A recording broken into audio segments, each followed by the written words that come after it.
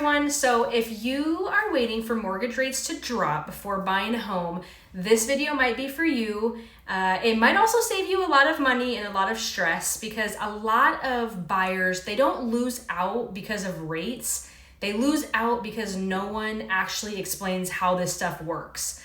And honestly, I see this every single day. If you're a first-time buyer, or you're thinking about buying in the next 6 months or a year or even 2 years, then this video is definitely for you.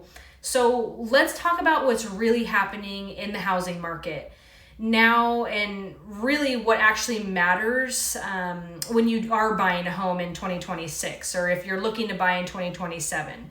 So first, let me clear just a couple things up.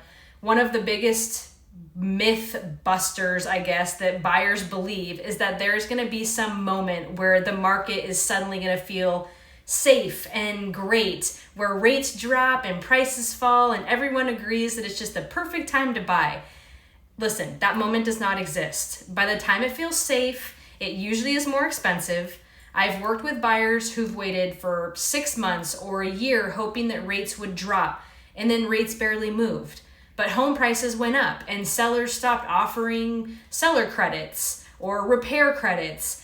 And now their monthly payment is higher than it would have ever been if they would have bought in 6 months earlier.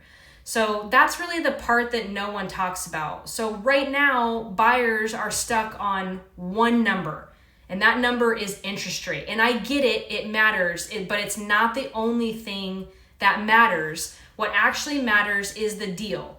So let me kind of explain what that means.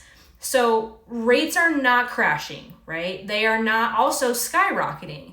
They are moving slowly and gradually, hopefully in the downward direction, but we will see as 2026 continues.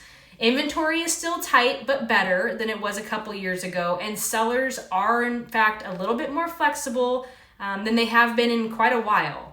So that flexibility is where buyers kind of are winning with these seller credits and temporary buy downs and closing costs as well. So these things directly affect monthly payments, and most buyers are not paying attention to them because they are too focused on that big headline or rate that they see online.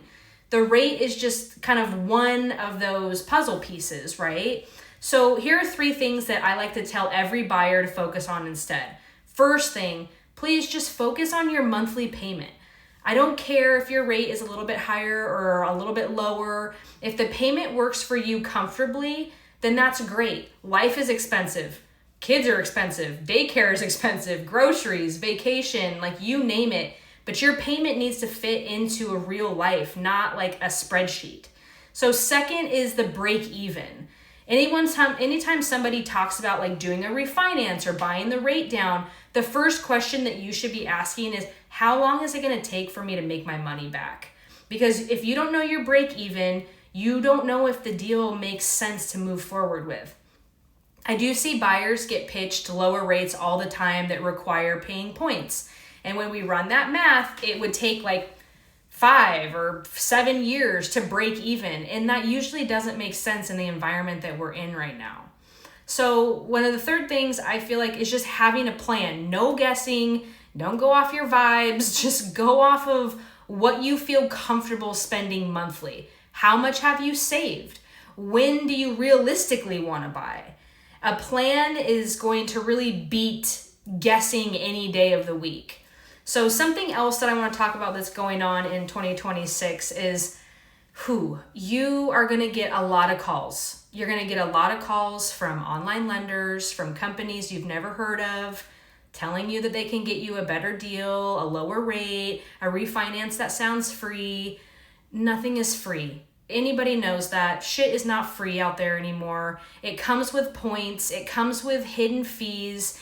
And all I would ask really at the end of the day is that just compare. I'm not saying to not listen to these people. Just compare with somebody else. So then you have 2 options, so you know what numbers really look like. Someone who tells you that it's going to make sense or that it's not going to make sense. Like I've turned down like 4 or 5 refinances just in the last 2 or 3 months because it didn't make sense for people to refinance yet. It just doesn't. So even though, yeah, that makes everybody money and I maybe can save you $100, why not wait for another, I don't know, 6 months to refinance where I can save you $300 or $400?